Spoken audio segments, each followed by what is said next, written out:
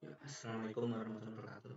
Perkenalkan, nama saya Dwi Istianto dari Prodi Manajemen dengan NIM 1221012210122. Di sini saya akan mempraktikkan dan menginterpretasikan uji validitas dan uji reliabilitas.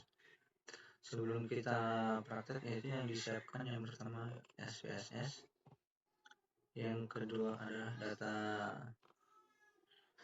kuesioner yang sudah kita dapat dari yang telah kita uji dari 40 responden.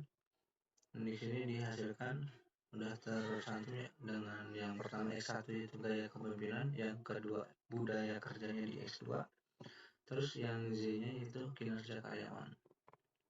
Nah, sebelumnya itu kita akan mencari uji validitasnya.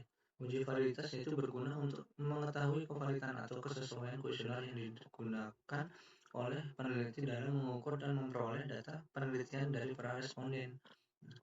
Di uji validitas ini, untuk dasar pengambilannya ada dua, yaitu yang pertama dengan membandingkan nilai R hitung dengan R tabel.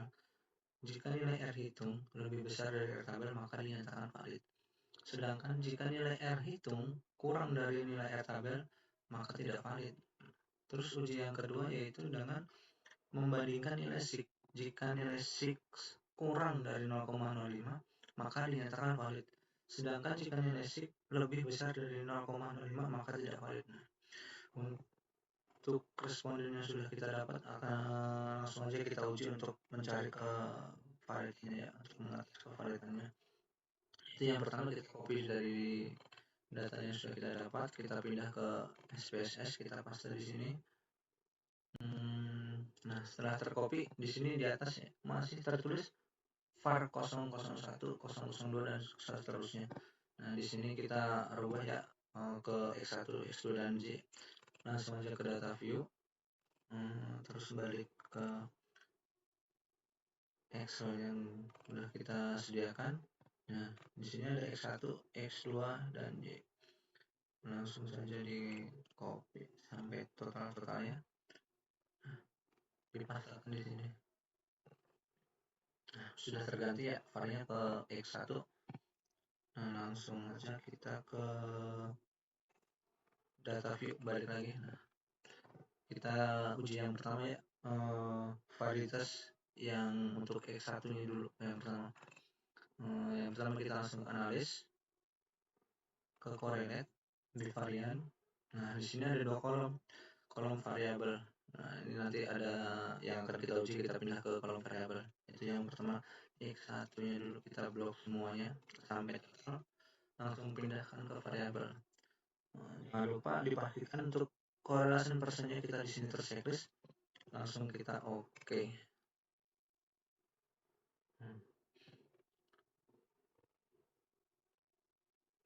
Nah, di sini udah dihasilkan dari uji yang barusan kita lakukan. Persen correlation itu sama dengan nilai R hitung ya. Terus untuk nilai SIG ya, nilai SIG untuk N di sini adalah jumlah responden ada 40 sesuai yang ada di Excel tadi. Di sini untuk pengujinya yaitu yang pertama dengan memperbandingkan nilai R itu dengan R tabel. Nah, kita kecilin dulu biar lebih gampang untuk katanya. Nah, seperti yang tadi dijelaskan ya, untuk correlation persennya itu mewakilkan untuk R hitung. Nah, di sini R hitungnya udah diketahui 0,544. Nah, sedangkan di sini untuk nilai R tabelnya kita belum tahu ya. Nah, kita langsung cek di sini, kita sudah menyediakan juga untuk R hitung dari distribusi nilai R tabel signifikasi 5% dan 1%.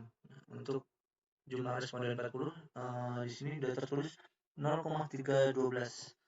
Nah, kita bandingkan dengan nilai R hitungnya di sini untuk R tabelnya 0,312 dengan 0,544. Nah, udah dipastikan ini 0,544 lebih besar dari 0,312. Nah, untuk yang X11 ini X1.1 sebenarnya dinyatakan valid untuk perbandingan nilai R-nya. Terus yang keduanya yaitu 0,548, di sini 0,13. Nah, otomatis lebih besar ya dari 0,312. Untuk yang ketiga, keempat, dan sampai ke 10, ke 9 di sini, ke 10.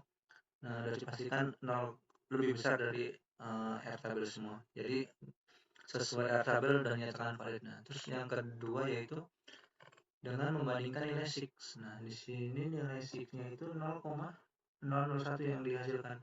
Sedangkan sesuai dari catatan yang di sini, jika nilai SIX-nya kurang dari 0,05 maka dinyatakan valid. Nah, kita cek untuk uji 1 sampai ke 10, nilai R, nilai SIX-nya itu 0,00 semua, jadi dinyatakan pasti valid ya, karena di bawah 0,05. Nah, untuk kesimpulannya di sini bisa kita tulis ya. Kesimpulan dari data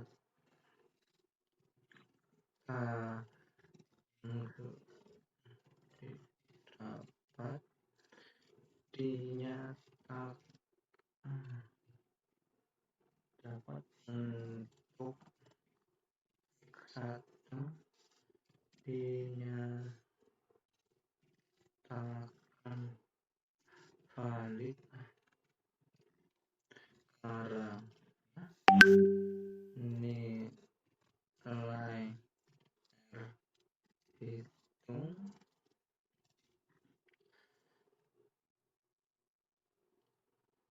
lebih besar dari R tabel. Itu di R tabelnya 0,312 dan nilai SIX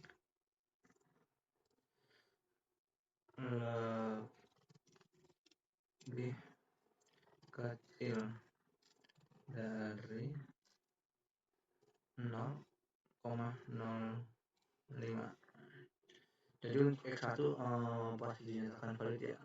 Di sini juga sudah tersimpulkan. Terus yang kedua kita akan menguji untuk yang X2-nya. Kita balik lagi ke SPSS yang awal tadi. Nah, di sini untuk X2-nya kita langsung uji, balik ke data view, langsung ke analyze, correlate, bivarian. Nah, di sini masih itu ya, yang di sini di kontrol aja, langsung dibalikin ke kolom sebelumnya. Nah, kita akan menguji yang X2-nya di sini. Kita mulai dari X21 sampai baru kita pindah ke variable view. Dipastikan ya untuk correlation percentage kita terchecklist, langsung kita oke. Nah, untuk X2-nya langsung dihasilkan ya dari data SPSS. Dicek juga, jangan lupa untuk R tabelnya dengan R itu. Nah, di ke bawah ini ada.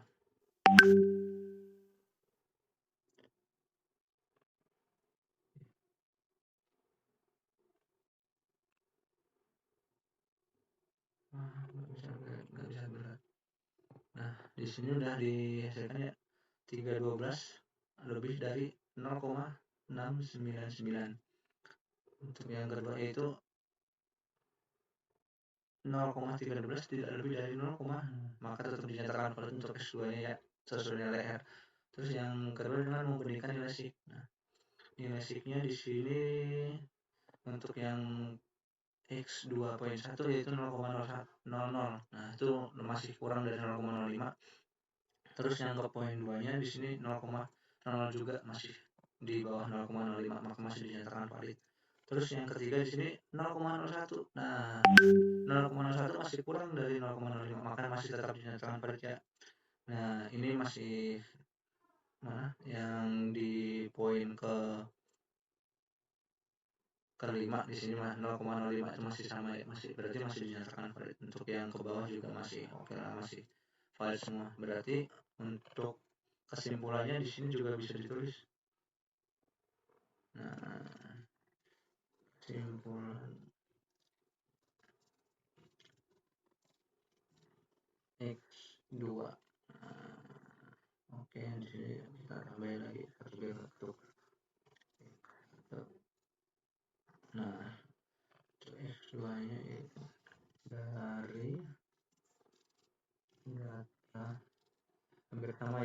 kita juga masih sama yang tadi yang sudah untuk X2 dinyatakan valid karena nilai hitung lebih besar dari R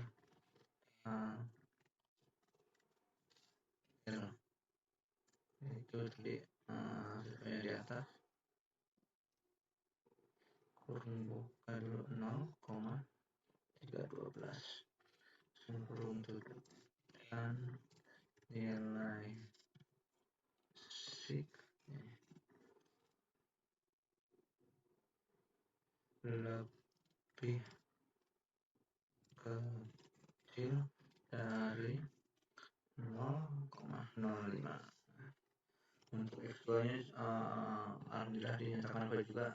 Yang ketiga yaitu kita akan menguji Y-nya.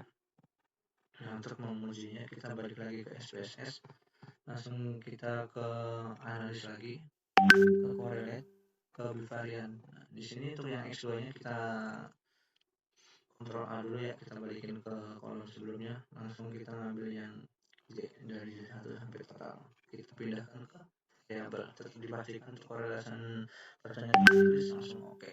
Nah, untuk Y-nya di sini kita bisa cek ya, udah dihasilkan nih untuk perasaannya 0,523, terus yang sig-nya 0,01 dari jumlah responden yang 40, sesuai yang sama kayak X1 dan X2 nya. Yuk kita bandingkan dengan R tabelnya itu 0,312, masih lebih besar nilai R hitungnya ya. Terus yang kedua juga masih besar R hitung 521, lebih besar dari 0,312. Terus 0,6 lebih besar dari 15. Terus untuk yang ke bawah lebih besar semua, berbeda dari 0,13. Terus uji yang kedua itu dengan memperbandingkan nilai sig. Untuk nilai sig-nya yang pertama itu 0,01, masih kurang dari 0,05, masih dinyatakan valid ya. Terus yang keduanya juga masih 0,01, masih dinyatakan valid.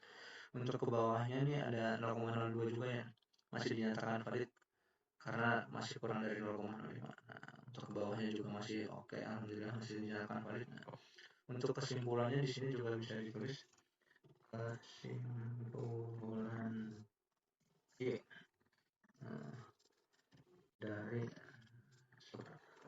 nggak beda jauh ya sama yang di atas. Dari data yang sudah didapat untuk C dinyatakan valid karena nilai R hitung lebih besar dari nilai tabel. Nah, baca tabelnya yaitu 0,312 nilai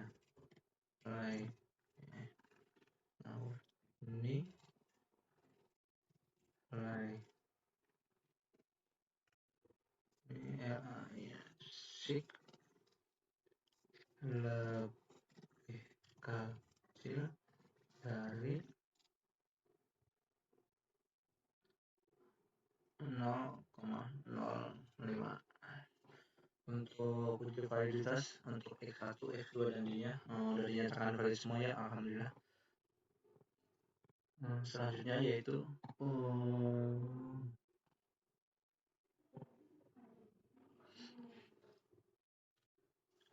itu uji reliabilitas counter alpha. Uji reliabilitas counter alpha bertujuan untuk melihat apakah kuesioner memiliki konsistensi jika pengukuran dilakukan dengan kuesioner tersebut dilakukan secara berulang. Nah, di sini artinya itu uji reliabilitas untuk menguji kuesioner jika dilakukan berulang-ulang itu apakah konsisten atau enggak ya. Dasar pengambilan uji reliabilitas kondak alpha menurut Wiranta Sujarwayani tahun 2014, kuesioner dikatakan reliable jika nilai kondak alpha-nya lebih besar dari 0,6. Nah, langsung kita uji aja langsung. Di sini langsung balik ke data SPSS, buka analis, ke scale, reliable analysis. Nah, di sini langsung ada 3 kotak ya. Yang pertama kita uji dulu yang X1-nya dulu. Nah, kita pindahkan ke item. Nah, di sini bedanya sama yang uji validitas, yaitu jumlah totalnya tidak ikut dipindahkan. Langsung ke statistik. Jangan lupa scale item delete-nya di checklist ya. Langsung continue. Pastikan modenya alpha, terus oke. Nah, di sini langsung diketahui untuk X1-nya itu di reliable statistik. Di sini ada Cronbach alpha 0,857. Ya, sedangkan di dasar pengambilan menurut Wiranta Sujarwayani tahun 2015, Cronbach alpha-nya harus lebih dari 0,6. Nah, di sini dapat disimpulkan, biar jelas ini ya. Nah, ini bisa langsung kita copy saja ke sini biar gampang. Oke, kita di sini biar jadi situ. Di sini dapat kesimpulannya, yaitu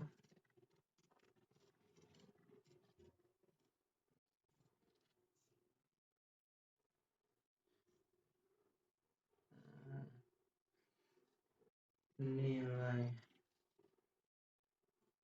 X dari data yang didapat untuk X1 dinyatakan reliable karena ditemukan di hasil karena nilai cron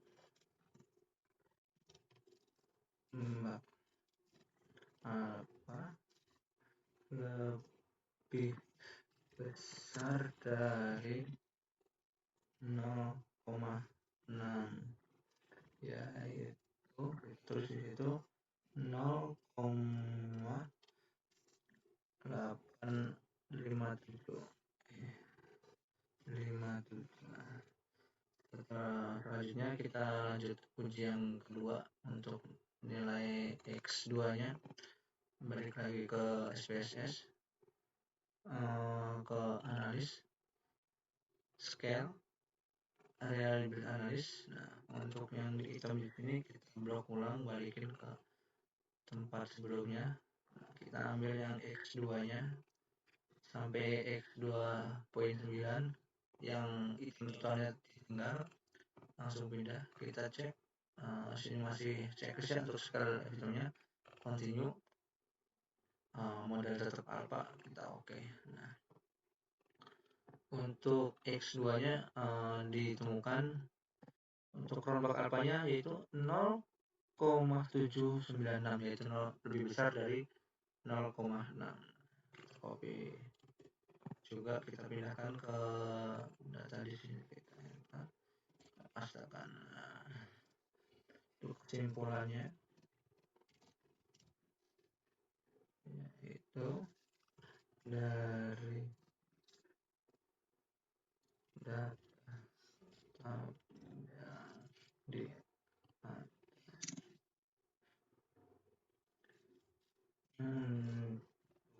X2 dinyatakan reliable karena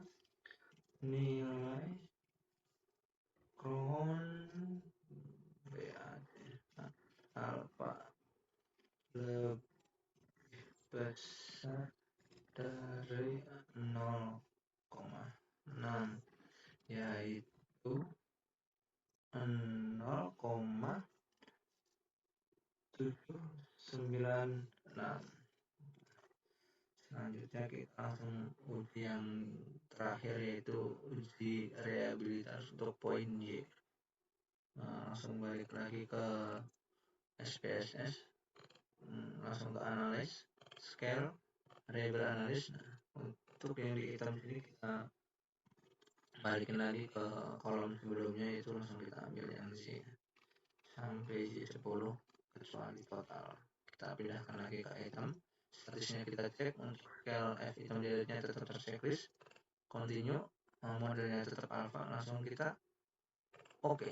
Nah, untuk uji yang terakhir, uji reliability statistik rollback alpha untuk Y-nya dihasilkan 0,812, masih reliable karena lebih besar dari 0,6. Langsung kita copy saja ke data di sini. Nah, kita pastikan untuk kesimpulannya, yaitu dari data ambil di atas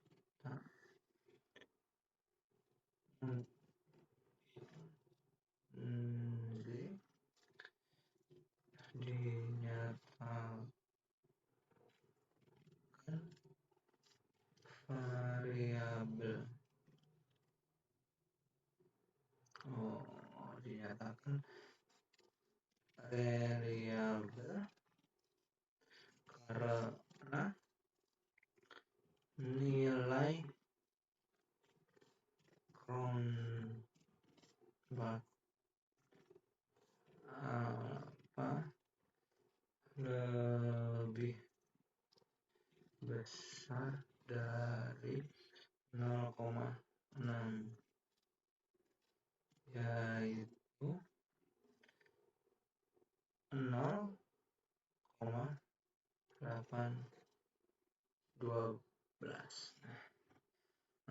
Kesimpulannya itu untuk data yang sudah kita dapat dan sudah kita uji untuk validitas dan reliabilitasnya, dinyatakan reliable dan valid semua ya.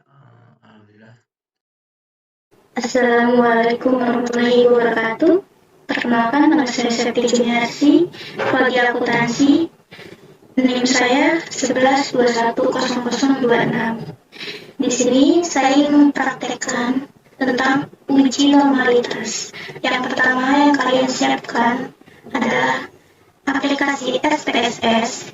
Yang kedua, kalian siapkan data rekapitulasi yang kalian buat di awal. Pengertian dari uji normalitas yaitu bagian dari uji asumsifikasi. Uji asumsifikasi bertujuan untuk mengetahui apakah nilai residu terdistribusi normal atau tidak. Model regresi yang baik adalah memiliki residual yang terdistribusi normal. Dasar pengambilan keputusan dikatakan normal jika nilai tingkat signifikasinya lebih besar dari 0,05. Begitu juga sebaliknya jika tingkat signifikasinya lebih kecil dari 0,05 tidak normal. Lalu kita langsung praktekkan mencari nilai res1-nya. Yang pertama, kita masuk ke rekapitulasi, kita copy,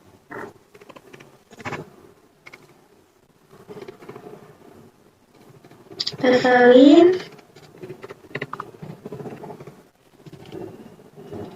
ke SPSS, lalu kita salin. Nah, ya, lalu judulnya kita ubah di variable view. Yang pertama name X1, yang kedua S2, yang ketiga Y. Lalu labelnya dirubah. Kita lihat di Excel-nya, gaya kepemimpinan,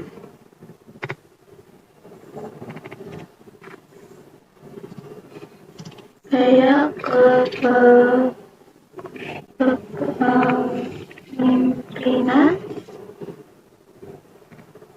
Yang kedua, budaya kerja.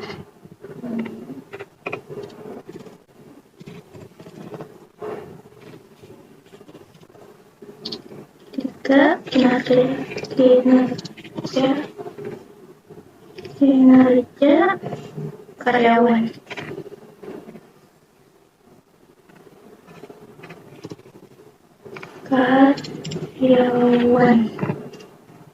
Lalu measure-nya diganti scale.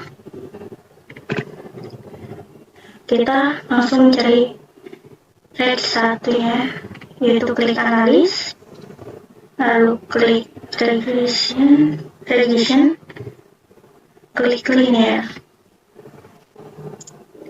Yang kinerja karyawan dipindahkan ke dependent, lalu gaya kepemimpinan dipindahkan ke independent. Lalu klik save. Centang yang ada bacaan understand deserve. Lalu klik continue, klik OK. Nah, sudah ada regressionnya. Yang ini kita hapus karena sudah tidak dibutuhkan lagi. Lalu kita kesini lagi. Sekarang kita mencari normal atau tidaknya, yaitu klik analis, lalu klik non-parametric test, lalu klik legacy dialogs, lalu klik satu sampel KS. Kita butuhkan data understanding-nya. Kita pindahkan ke test variable list. Lalu di sini klik centang yang ada bacaan normalnya, klik OK. Nah, setelah ini kita salin ke Word-nya. Nah, ini sudah muncul nilai sig-nya 0,200, yang artinya berdasarkan tabel 411 nilai sig-nya sebesar 0,200, lebih besar dari 0,05, sehingga data bisa dikatakan normal. Setelah kita mencari rate 1, kita cari rate 2-nya, yaitu kita mencari uji heterogenisitas, yaitu jika T hitung lebih kecil dari T tabel dan nilai sig-nya lebih besar dari 0,05, maka tidak terjadi heterogenisitas. Dan sebaliknya, jika nilai T hitung lebih besar dari T tabel dan nilai sig lebih kecil 0,05, maka terjadi heterogenisitas.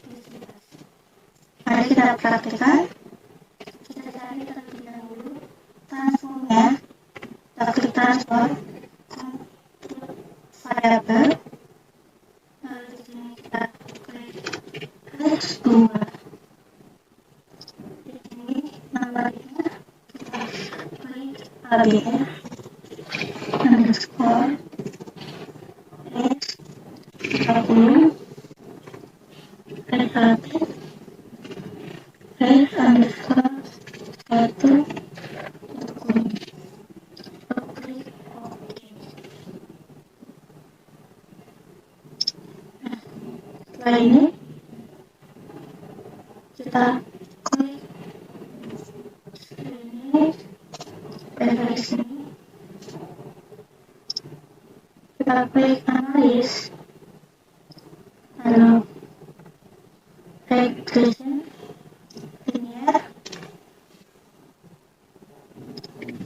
dependentnya kita ganti jadi rate 2, lalu save-nya yang understand deserve kita hilangkan, lalu continue, lalu kita klik OK. Nah, di sini sudah ada datanya, data outputnya, lalu kita copy ini,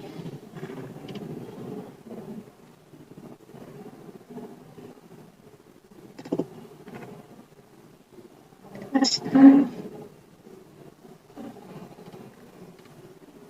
Berdasarkan tabel 412, nilai C dari gaya kepemimpinan adalah 0,79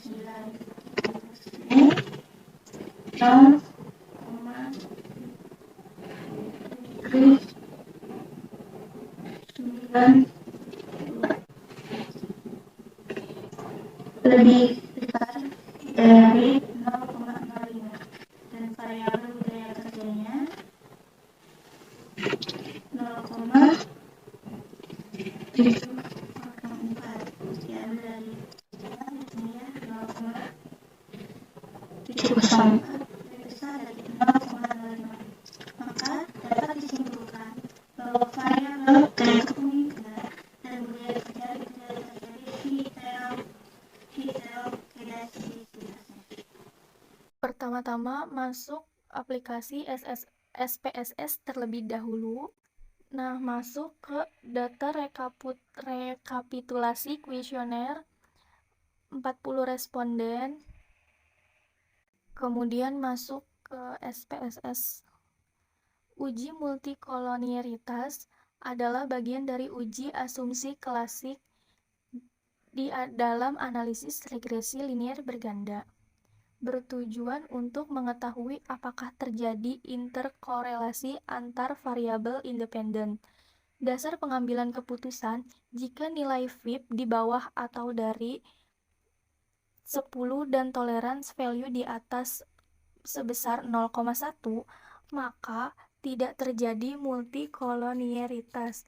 Jika VIP besar dari 10, maka terjadi multikolonialitas. Berdasarkan tabel 4.1.3, nilai VIP gaya kepemimpinan dan budaya kerja 1,398 tidak lebih dari 10 dan nilai tolerans 0,715 lebih dari 0,1, maka dapat disimpulkan bahwa nilai gaya kepemimpinan dan budaya kerja tidak terjadi multikolonialitas. Ini balik lagi ke data responden, kita blok dan copy paste ke variabel view, data view kita ganti variabel 1 menjadi X1, variabel 2 menjadi X2, variabel 3 menjadi Y. Nah, label gaya kepemimpinan, nah X2-nya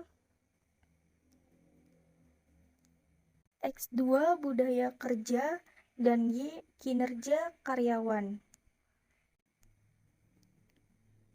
Analis regression linear. Gaya kepemimpinan dan budaya kerja masuk ke independen dan kinerja karyawan masuk ke dependen. Lalu klik statistik, klik collinearity diagnosis, continue, dan lalu OK. Dan ini hasilnya, nilainya sudah muncul, nilai sig-nya 0,715 dan nilai VIP-nya 1,398. Lalu koefisiennya kita copy paste ke Word. Berdasarkan tabel 4.1.3, nilai VIP gaya kepemimpinan dan budaya kerja 1,398 tidak lebih dari 10 dan nilai tolerans 0,715 lebih dari 0,1. Maka dapat disimpulkan bahwa nilai gaya kepemimpinan dan budaya kerja tidak terjadi multikolonialitas.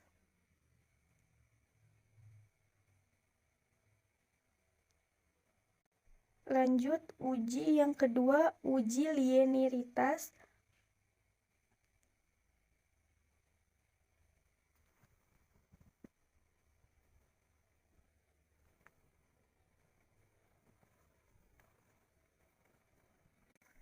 Uji linearitas berfungsi untuk mengetahui bentuk hubungan antar variabel bebas dengan variabel terkait dasar pengambil keputusan. Jika nilai sig deviation from linearity lebih besar dari 0,05, maka terdapat hubungan yang linear antar variabel bebas dengan variabel terkait. 2. Jika nilai sig deviation from linearitas lebih besar dari 0,05,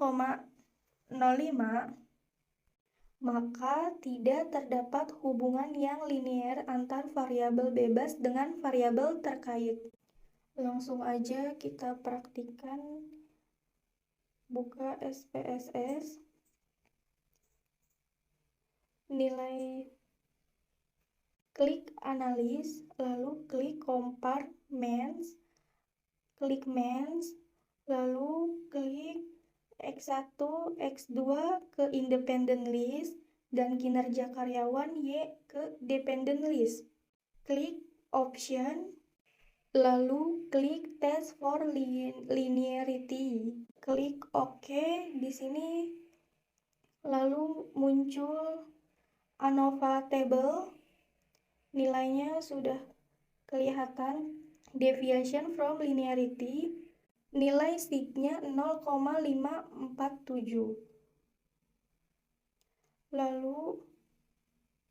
Lalu blok dan copy paste ke Word. Kesimpulannya adalah berdasarkan hasil uji linearitas sig deviation from linearitas sebesar 0,05, maka dapat disimpulkan bahwa terdapat hubungan yang linear antara gaya kepemimpinan dan budaya kerja dengan kinerja karyawan.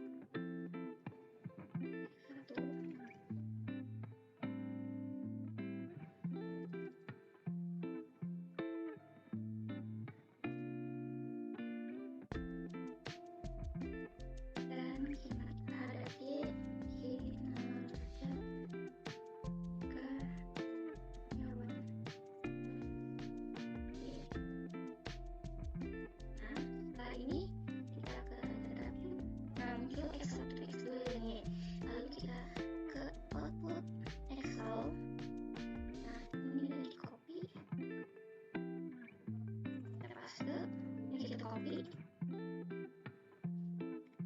kita masukkan ke dalam data, lalu kita paste.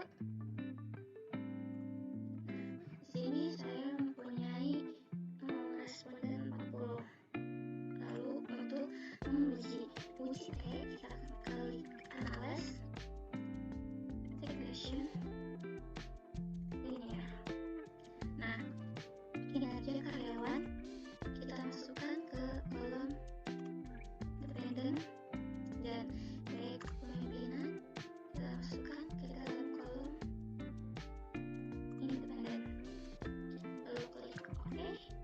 Nah, ini muncul output seperti ini. Lalu koefisiennya kita copy, kita masukkan ke data board, kita paste. Nah, ini output seperti ini. Nilai 0,02, nilai T hitungnya 3,324. Dan cari tabelnya yaitu A banding 2 banding N, ambil K, ambil 1. Untuk N-nya ini jumlah variabel, dan K ini jumlah responden. Jadi 0,05 banding 2 banding 40, ambil 2, ambil 1. 0,025 banding 37, dapat hasil 2,025. Untuk interpretasinya sendiri, berdasarkan tabel 1.1 diketahui nilai SIG 0,002 lebih kecil dari 0,05 dan T hitung 3,324 lebih besar dari T tabel 2,026. Artinya terdapat pengaruh kinerja karyawan terhadap gaya kepemimpinan. Dengan demikian, hipotesis 1 yang diduga artinya terdapat pengaruh gaya kepemimpinan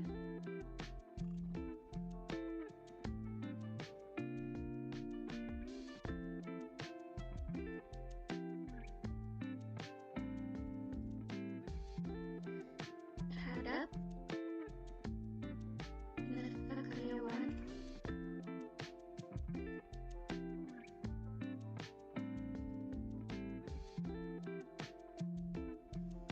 dengan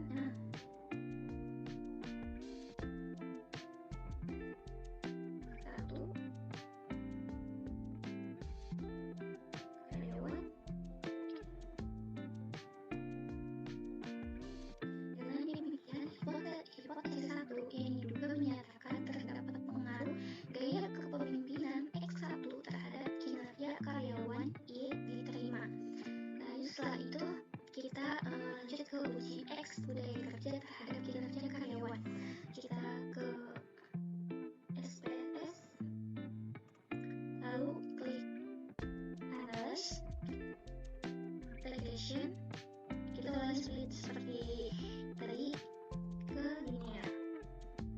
Dan untuk gaya kepemimpinan ini kita keluarkan, kita ganti budaya kerja X2, kita masukkan ke dalam kolom independen. Nah, udah ini kita klik. Nah, ini outputnya seperti ini. Kita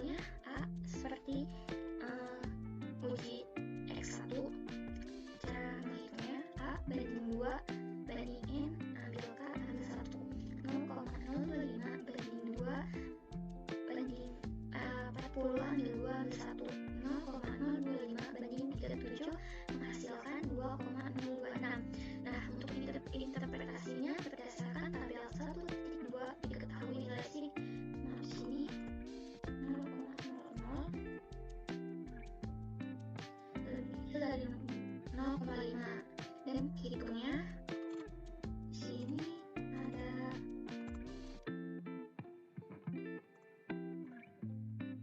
5, 9, 06 lebih besar dari tabel 2,026. Artinya terdapat pengaruh budaya kerja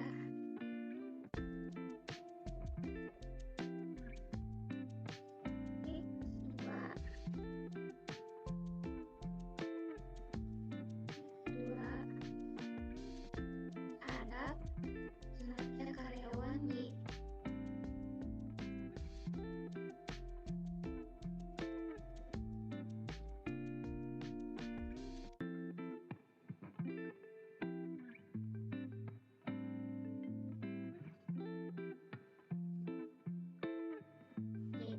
Dengan demikian, hipotesis 2 yang diduga menyatakan terdapat pengaruh budaya kerja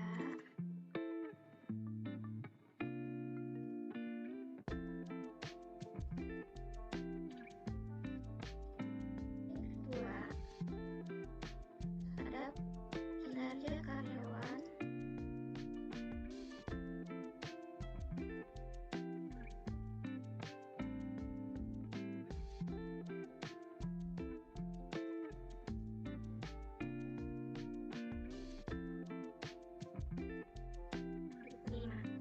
lanjut ke F. Uji X1 gaya kepemimpinan dan X2 budaya kerja terhadap Y kinerja karyawan. Kita balik ke output SPSS-nya. Nah, lanjut kita kalau analyze, kita ke regression dan linear. Nah, untuk di sini ada budaya kerja. Nah, untuk gaya kepemimpinan kita masukkan kolom independen. Kita klik OK. Nah, sini muncul output seperti ini. Untuk antaranya kita copy, kita masukkan ke data Word, kita paste.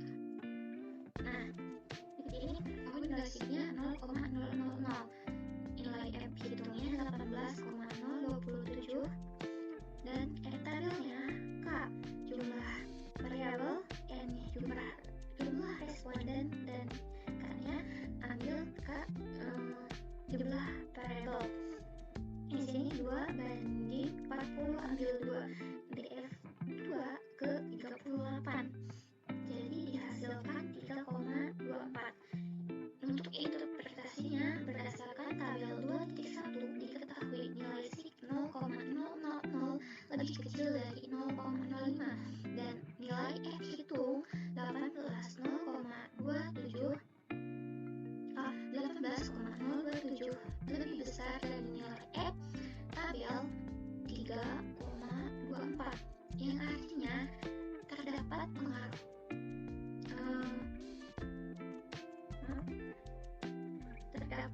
pengaruh gaya kepemimpinan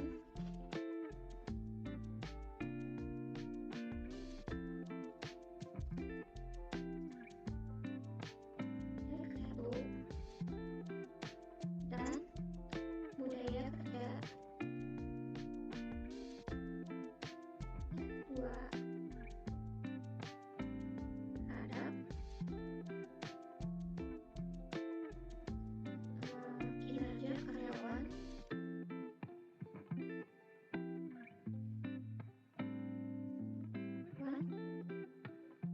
Y.